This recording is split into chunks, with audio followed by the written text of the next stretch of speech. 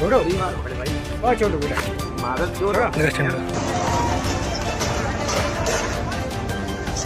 হিন্দু, জৈন, শিখ, Buddhist যারা আমাকে vote দিয়েছেন তাদেরকে প্রণাম জানাই। আসসালামু আলাইকুম ভিউয়ার্স, দেশ ও দেশের বাহির থেকে যারা আমার ভিডিওটি প্লে করেছেন জানাচ্ছি আন্তরিক শুভেচ্ছা ও অভিনন্দন। আশা করি সবাই ভালো আছেন, সুস্থ আছেন, আলহামদুলিল্লাহ। তো ভিউয়ার্স, ভারতের লোকসভা নির্বাচনে এবার রাজ্যের মুখ্যমন্ত্রী নির্ধারিত হলো। তবে হিন্দুস্তানের জন্য কল্যাণ নাকি মুসলিমদের জন্য অকল্যাণ, এটা নিয়ে এখন নানান চরমপন্থী অবলম্বন করছে ভারতীয় উগ্রবাদী হিন্দুরা। কেননা পশ্চিমবঙ্গে শুভেন্দু অধিকারীর বিজয়ের পর থেকেই মুসলমানদের তারা সেই রাত থেকেই নির্যাতন বা তাদের উপরে কিন্তু হামলা, অ্যাটাক, ভাঙচুর শুরু করেছে। অতি বিলম্বেই শপথ গ্রহণের আগেই কি তাহলে পশ্চিমবঙ্গের মুসলিমদেরকে উচ্ছেদ অভিযান চালাবে বিজেপি সরকার মোদী? আসুন শুভেন্দু অধিকারীর কি কি পদক্ষেপ গ্রহণ করবে মুসলিমদেরকে তাড়ানোর জন্য ভারতবর্ষ থেকে, বিস্তারিত আপডেট জানবো রিপোর্টে।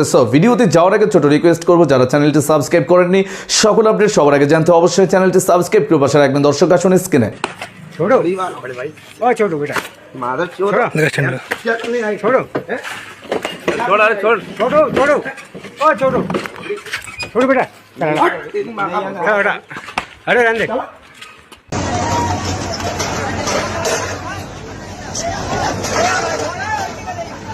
সমস্ত হিন্দু, জৈন, শিখ, বুদ্ধিস্ট যারা আমাকে ভোট দিয়েছেন তাদেরকে প্রণাম জানাই। আমাকে ভবানীপুরের মুসলমানরা ভোট দেয়নি, আমাকে জিতিয়েছে হিন্দুরা, জৈন, শিখ সমাজ। আমি তাদের প্রণাম করি। এই সিট জেতা দরকার ছিল। ডক্টর শ্যামাপ্রসাদ মুখার্জি কলকাতা দক্ষিণ পূর্ব থেকে প্রথম জিতেছিলেন লোকসভায়। এই আসন না জিতলে ডক্টর শ্যামাপ্রসাদ মুখার্জির স্বপ্ন পূরণ হতো না।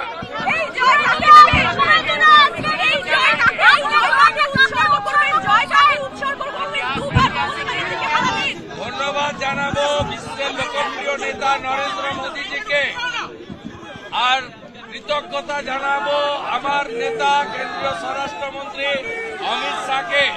তিনি আমাকে এই কেন্দ্র দাঁড়াতে নির্দেশ দিয়েছিলেন, উৎসাহিত করেছিলেন।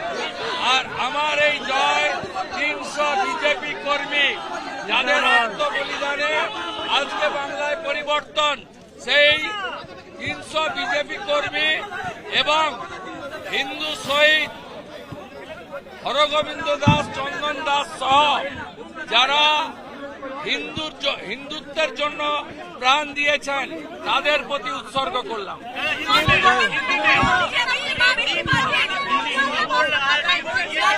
ये बहुत जरूरी था, ममता बनर्जी का हराना बहुत जरूरी था। ममता बनर्जी का राजनैतिक संन्यास अभी हो गया है। 21 में नंदीग्राम में हारी, इस बार हार गया। इस बार भी हारा 15,000 से ज्यादा वोट से। उनको खुल के मुसलमान वोट दिया। वार्ड नंबर 77 में जितना मुसलमान वोट देने के लिए निकला सब ममता को वोट दिया। और मुझे हिंदू, सिख, जैन, बुद्धिस्ट लोग ने आशीर्वाद देकर जिताया।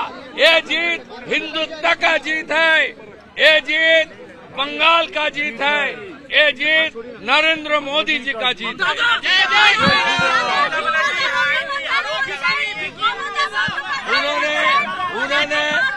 उन्होंने 15 राउंड तक थी। जब उनका मार्जिन खत्म करके मैं 536 वोट से आगे निकल गई, तब उन्होंने भागना चालू कर दिया। मुझे खास करके जो बंगाली हिंदू एरिया है चेतला 82 नंबर वार्ड, वो खुल के वोट डाल दिया। और सीपीएम का जो लूज सपोर्टर है, हिंदू सपोर्टर, सब लोग वोट किया। सीपीएम का 14,000 वोट था भवानीपुर में, वो कम से कम 10,000 वोट मुझे ट्रांसफर कर दिया।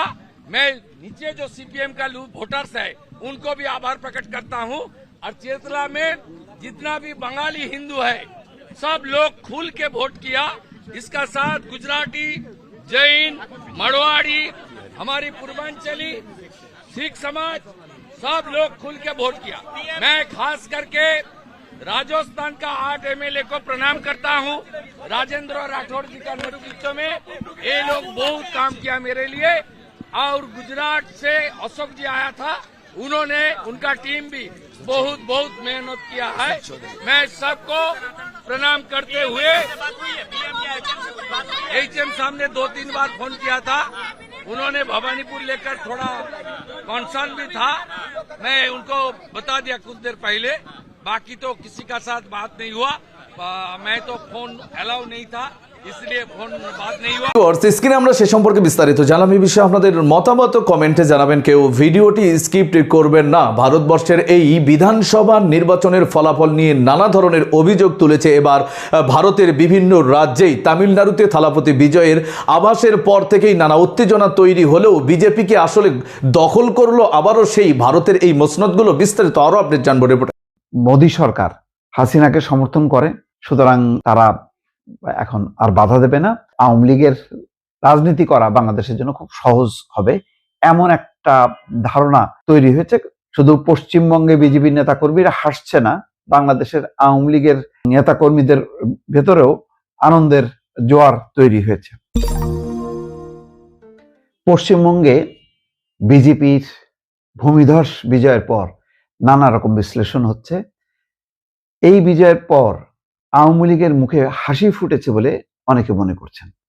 তারা ভাবছেন এবার বাংলাদেশ চাপে পড়বে এবং তারেক রহমান খুব দ্রুত গতিতে আওয়ামী লীগকে পুনর্বাসিত করার জন্য যা যা করার দরকার সবকিছু করবেন এবং আওয়ামী লীগের নেতাকর্মীরা যারা কলকাতায় আশ্রয় নিয়ে আছেন, পশ্চিমবঙ্গের বিভিন্ন জায়গায় আছেন, তারা ফিরবেন এবং সেখানে বাংলাদেশ কিছুই করতে পারবে না।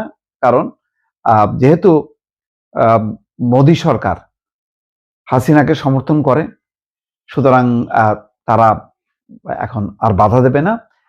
আওয়ামী লীগের রাজনীতি করা বাংলাদেশের জন্য খুব সহজ হবে, এমন একটা ধারণা তৈরি হয়েছে বিজয়ের সাথে সাথে। গতকাল থেকেই শুধু পশ্চিমবঙ্গে বিজেপির নেতাকর্মীরা হাসছে না, বাংলাদেশের আওয়ামী লীগের নেতাকর্মীদের ভেতরেও আনন্দের জোয়ার তৈরি হয়েছে। এখন বিষয়টা উল্টা দিক দিয়েও চিন্তা করা যায়। যেহেতু বিজেপি সরকার বাংলাদেশের সাথে সম্পর্ক উন্নয়নের চিন্তা করছে, এই ক্ষেত্রে তারা কি আবেগকে প্রশ্রয় দেবে? তারা কি বিবেককে কাজে লাগাবে না? অর্থাৎ বাস্তবতাটা হচ্ছে এই যে বাংলাদেশে এখন নিরঙ্কুশভাবে তারেক রহমানের সরকার। এখন আওয়ামী লীগকে যদি পুশইন করাতে চায় বা পুনর্বাসিত করার চেষ্টা করা হয় কোনো রাজনৈতিক সমঝোতা ছাড়া চাপের মুখে, তাহলে কিন্তু পরিস্থিতি আবার উত্তাল হবে। তাহলে বাংলাদেশে যারা উগ্রপন্থী বা সরকার বিরোধী অংশে যারা আছে তারা কিন্তু আবার সংগঠিত হবে এবং সেই ক্ষেত্রে সরকারও কিন্তু তাদেরকে সাপোর্ট দেবে। কারণ কোনোভাবেই বিরোধী পক্ষে যারা আছে, যে জামাত, এনসিপি, তারা যেমন, তেমনি বিএনপি সরকারও কোনোভাবে চাইবে না যে আওয়ামী লীগ ভেতরে ঢুকুক এবং আবার অশান্তি শুরু হোক এবং বিএনপির যে অবস্থান সেটা নষ্ট হোক। জামাত ইসলাম আরো ভাববে যে তাদের অস্তিত্ব বিনষ্ট হবে। সুতরাং এই দুই শক্তি, ক্ষমতাসীন শক্তি এবং ক্ষমতার বাইরের শক্তি, দুই শক্তি কিন্তু আবার একত্রিত হয়ে যাবে।